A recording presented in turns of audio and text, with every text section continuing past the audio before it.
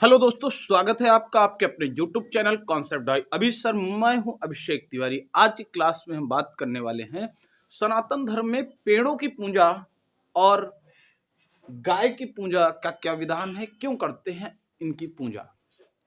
सर्वप्रथम इस ऐसी पूजाओं के लिए हम लोगों को माना जाता है कि लोग पाश्चात्य संस्कृत के लोग का बोलते हैं कि वो हमारी संस्कृति के बारे में कि जो लोग हाथी गणेश, गाय, बंदर, हनुमान ऐसी पूजा करते हैं वो कितने समृद्धशाली हैं। तो उनके जवाब में आज हम बात करने वाले हैं कि जो हमारे यहाँ पेड़ों की पूजा, हमारे यहाँ जानवरों की पूजा सारे तो नहीं ला पाए हैं, किसी अन्य वीडियो में बाकी सारे लाएंगे। आज तीन पेड़ और एक नीम, पीपल, बरगद, इन पेड़ों पर और गाय पर चर्चा करने वाले हैं कि इनकी हम पूजा क्यों करते हैं। और तो मुख्य रूप से पूजा का जो विधान है, तो हमारे यहाँ सनातन धर्म में मुख्य रूप से माना जाता है कि जो हमें कुछ दे जाता है वो हमारे लिए भगवान है। जैसे हम वायु देवता मानते हैं क्योंकि वो हमारे ऑक्सीजन देता है और हमारे जीवन के लिए सहायक होता है। सूर्य को हम लोग भगवान मानते हैं क्योंकि वहां से समस्त ऊर्जाओं का, पृथ्वी की समस्त ऊर्जाओं का स्रोत सूर्य है और वहां से ऊर्जा प्राप्त करते हैं, तो वो भगवान है हमारे लिए। हम वृक्षों को भी छाया प्राप्त करते हैं, तो इसलिए सभी वृक्षों का हम लोग सम्मान करते हैं। एक दिन तुलसी की बात हुई थी, तो हम लोगों ने बात किया था कि तुलसी की पूजा बहुत सारे औषधीय गुण होते हैं। घर में पूजा करने का अर्थ है कि हम जब पूजा करेंगे तो घर में लगाएंगे, और घर में लगाएंगे तो तुलसी के आसपास का वातावरण शुद्ध होता है, जिसकी वजह से हम बीमारी से बच सकते हैं। इसी प्रकार से बहुत सारे वृक्षों पर आज हम सबसे पहले बात करते हैं नीम के वृक्ष के पूजन के पीछे का क्या विधान। तो हम लोग नॉर्मली जोड़ दिया जाता था उस समय कि जो पेड़ हमारे लिए औषधीय गुण या किसी प्रकार का लाभदायक हो, उससे हम लोग पूजन करेंगे, उसका हम पूजन करेंगे ताकि उसके ऊपर श्रद्धा रहे और कोई काटे ना और ज्यादा से ज्यादा उस पेड़ को लगाए, जिसकी वजह से हमारे यहाँ संपूर्ण रूप से औषधीय गुण जिन पेड़ों में है उनकी अधिकता ही रहे, प्रचुरता ही रहे, ताकि कोई औषधीय अनुपस्थिति या औषधि की कमी की वजह से किसी की जान ना जाए या कोई दिक्कत ना हो। तो सबसे पहले नीम के औषधीय गुणों को गिने। इनके औषधीय गुणों की वजह से इसका एक नाम और पड़ा, अरिष्ठा। नीम का एक नाम है अरिष्ठा। इनके औषधीय गुणों की अगर बात करें, एंटीबैक्टीरियल कैपेसिटी इसके अंदर होती है, यानी बैक्टीरिया को मारने की कैपेसिटी होती है। कई सारे और भी होती है, जैसे रूसी को खत्म करना। कई सारे शैम्पू वगैरह में इनका यूज भी किया जाता है, डैंड्रफ हटाने के लिए इसका यूज भी किया जाता है। त्वचा रोग, घाव, मुहासे, जैसे त्वचा रोग में ही आते हैं, ये घाव और मुहासे त्वचा रोग में ही आते हैं। जैसे त्वचा में कोई, शरीर में कोई बात आ जाए, इधर फंगल इन्फेक्शन भी होता है बॉडी में, और त्वचा में अब घाव हो जाए तो नीम की बाहर की पत्तियों को घस के लगा देने से सही हो। नीम की पत्तियों को घस देने के, उसकी जो परत निकल के आती है उनको घसने से सही हो जाता है। और उसके बाद मुहासे भी नीम की पत्तियों, गर्म पानी में नीम की पत्तियों को डाल के धुलने से मुहासों पे भी सुधार होता है।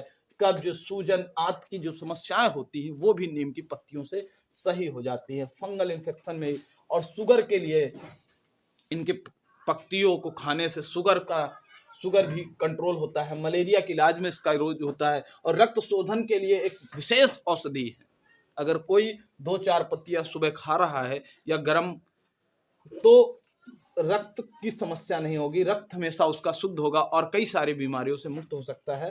दातून इसका मसूड़े और दांत को स्वस्थ रखते हैं। नीम को उबले हुए पानी से नहाने से चेचक, जिसको हम लोग गांव की भाषा में माता जी निकल आई ऐसा कहते हैं, तो उस माता जी, जिसको हम लोग विज्ञान की भाषा में चेचक नाम देते हैं, उसके इलाज के लिए इसके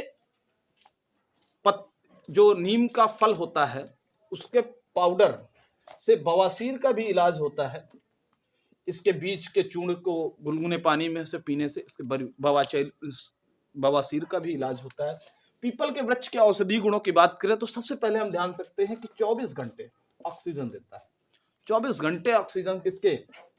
पीपल के वृक्ष से आते हैं, जिससे वातावरण शुद्ध रहता है। सबसे महत्वपूर्ण तो नियम ये है। उसके बाद विष को असर करने के, अगर कोई कीटाणु ऐसा काट ले जिसमें विष होता है, अगर कोई औषधि नहीं मिल रही, तो पीपल के पत्ते को लगा देने से काफी हद तक सुधार। ये नहीं कह सकता हूं कि सांप के काटने से पूर्ण रूप से सही हो जाएगा, परंतु काफी हद तक उसके विष का इफेक्ट कम कर देगा।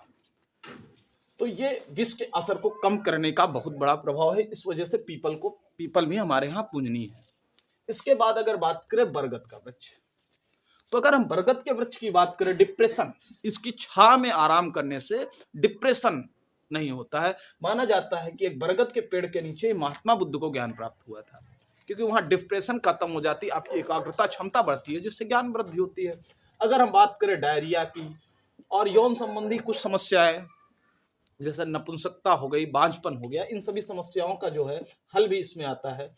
और जोड़ों का दर्द बरगद के कास्ट्राइल को नियंत्रित करता है, खुजली को नियंत्रित करता है। इस प्रकार के औषधीय गुण बरगद के पेड़ में होते हैं। गाय हमारे यहाँ पूजनीय मानी जाती, इसमें भी औषधीय गुण है। जैसे पाचन में इसके गाय का दूध पीने से पाचन में सहायक होता है, कैंसर को कम करता है। लेकिन ऐसा नहीं कहा जाता, अभी तक वैज्ञानिक शोधों द्वारा यह नहीं पता चला कि कैंसर के इलाज में इसका यूज होता है, परंतु इतना जरूर है कि कैंसर के खतरे को कम कर देता है। जो लगातार इसका सेवन करता है उसको कैंसर होने की संभावना बहुत कम होती है।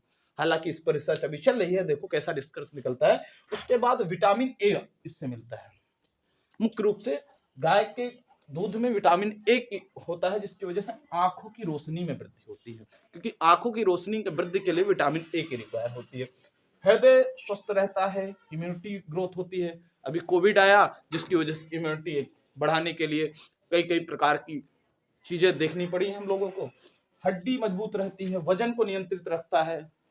भैंस के दूध पीने से आपका वेट बढ़ सकता है, लेकिन गाय के दूध पीने से नॉर्मल वजन नियंत्रित होता है। अधिक मात्रा में तो हो जाए तो भगवान श्री कृष्ण कहते हैं अति सर्वत्र वर्जित, तो अधिक मात्रा में तो नहीं, लेकिन लिमिटेड मात्रा में कोई दिक्कत नहीं होती। मस्तिष्क का विकास इससे होता है, फुर्ती आती है। इसके बाद एलोपेशिया एक बीमारी है जिसकी वजह से बाल झड़ते हैं, और इसकी समस्या से छुटकारा पाने के लिए 2 पोषक तत्वों की आवश्यकता होती है, विटामिन डी और जिंक की, जो कि गाय के दूध में मिलती है, जिनके मिलने से बाल के झड़ने की समस्या भी कम हो जाती है। अगर हम बात करें गौमूत्र से शुगर कंट्रोल करने की एक बहुत अच्छी विधि है, और गौमूत्र के पीने से शुगर नॉर्मली कंट्रोल हो जाता है और वो बहुत लाभप्रद है।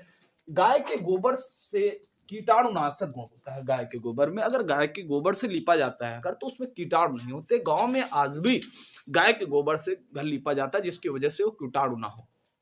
तो इस तरीके के इतने सारे गुण होने की वजह से हम लोग इनका पूजन करते हैं, ताकि इन पर आस्था बनी रहे और इनको कोई नुकसान ना करे, जिसकी वजह से हमारे औषधीय गुण बरकरार रहें।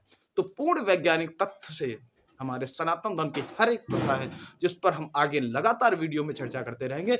अगर वीडियो पसंद आया तो वीडियो को लाइक करें, चैनल को सब्सक्राइब करें, बेल आइकन प्रेस करें और अपने दोस्तों के साथ शेयर करें, ताकि वो भी सनातन धर्म के वैज्ञानिक तथ्यों को समझ सके। धन्यवाद।